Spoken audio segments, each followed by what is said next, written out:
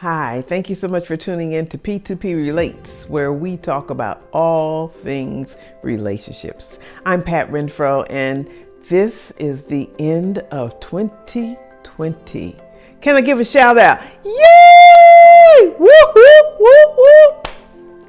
So I want to talk about 10 do's and don'ts in 2021 if you're interested in starting a new relationship. I am in the context of dating this time, so we talk about all things relationships, but these 10 steps or these 10 things will be exactly what I'm talking about as it pertains to a dating situation where you're maybe even hoping that you'll be married in 2021 or 22. So these are those 10 do's and don'ts. 5 of each. And I'll go really fast because you've got a new year to celebrate, right? Number 1, find out who you are first. And in case you say, I already knew who I was, double check yourself. Just think about what are your likes, dislikes, your gifts, your talents, your dreams. Why do you like you? What makes you so wonderful? You need to be able to answer those questions. You need to know you really well. What makes you stink? Because we all got some things, right? We don't get a chance to be wonderful 24/7. So look at the real deal, because you're asking somebody eventually to share you with them in their life. That's number 1. Number 2, put together a strategy for how you will avail yourself in the relationship. First, that means how will you present yourself? How will you even meet the person? The next thing is, once you know them and you are dating, how are you going to show up? How are you going to be the authentic you, yet have safety, have wisdom, have understanding about what you need, what you're looking for, what's not okay? All that goes into how you're going to avail yourself in the relationship.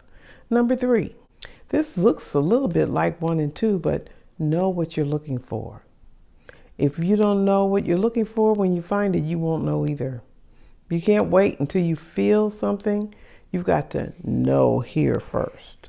That's what you got to know. What are you looking for? Number 4, got to know these. What are your deal breakers? What are the things that are non-negotiables for you in a relationship?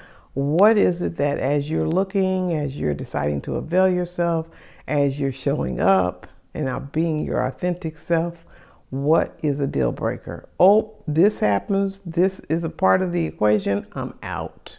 You need to know what that is before you get emotionally attached. And finally, number 5 of the do's, evaluate and reevaluate your standards and decide that you're not going to fall below them. It's so really important for you to understand that you have the right, you have choice. Relationships are choice. Every day is a choice. Now, hopefully we'll make a choice of love. Love means that I don't just treat you well because you make me feel good.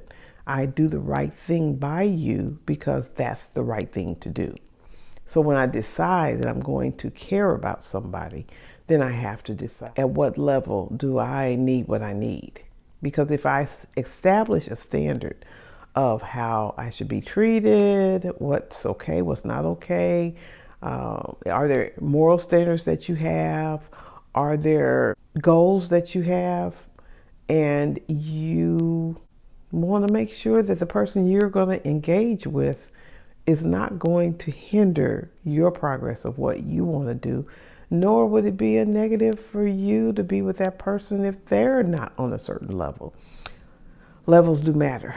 You need to know who you are. You need to know what you deserve. You need to know what your standards are. And then you need to hold firm to those standards and not fall below. Now, let's get to the don'ts. I'm going to make it 6 because I said it was 10 things. So this is number 6, the first don't. Please don't look for someone to complete you. You need to recognize and learn how to know that you are entire, complete, wanting nothing. When God made you, He didn't make no junk, as they say. He didn't leave anything out. You are just as good as the next person. And so you need to know that what needs to be complete is not you and him together, you and her together. What makes you complete is you recognizing who you are and who made you and whose image you were made in. And when you understand that you are fully significant, you won't be looking for someone else to complete you because you are complete. And until you get that figured out, you probably need to stay single. Okay, that's number 1 of the don'ts, number 6 of the list. Number 7, or 2 of the don'ts. Don't become desperate-minded. I just made that word up. You don't need a relationship. You'd like one. Keep that in mind. Sometimes we just think we gotta have it. No, I really would like it. It would be great but if I don't have it, oh my goodness, there's so many things in my life that are fulfilling, that I am pursuing, that I need to get done before my last day. I don't really have time to dwell on, oh, I need him. No, you think you do, you really don't. I know you think, many of you might think I'm crazy, but seriously, we have to get to that place where we recognize the difference. It's like wanting an ice cream cone. There's absolutely nothing wrong with wanting an ice cream cone. But if you say, I need one, now that's vernacular, because you may really be saying, I've been stressed out. This has been a really, really, really bad day, and I need ice cream so that I won't go scream. So the third want, or number 8, it goes with number 7. Don't just settle because you don't want to be alone. Find a way to enjoy you just as you are, and figure out all the things that inspire you, motivate you, increase you. Those are things that you want. But boy, when we settle because we just rather have companionship than not have companionship, it's a huge price to pay. Not one that I think we calculate very well. Number 4 on the don't list. Number 9 on the total list. Don't ignore red flags. And red flags are whatever you've determined are not okay to ignore. You will come to regret it.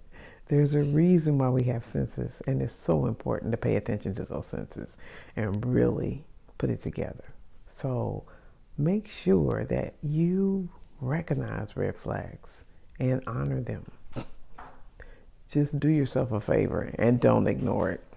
And finally, number 10, our 5th on the don't list.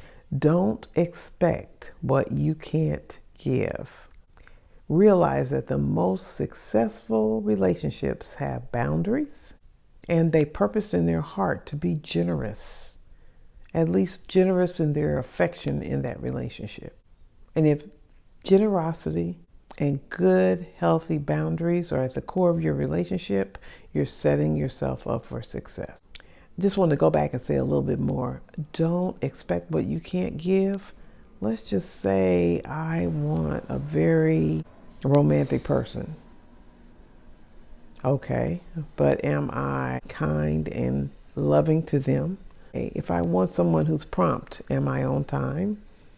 If I want someone who's neat and organized, hopefully I'm not a slob.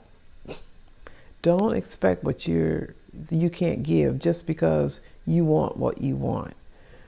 Be a lover of life and a giver of life, and be willing to maybe even give more than you expect.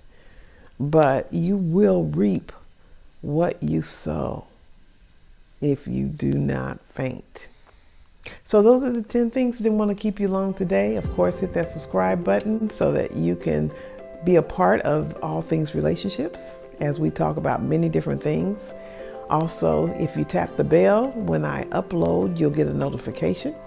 And finally, if this was something that was useful to you, do a like and maybe forward it to others and let them see as well. 10 things to think about for 2021 in relationships. All right. Thanks so much for listening. Bye. Happy New Year.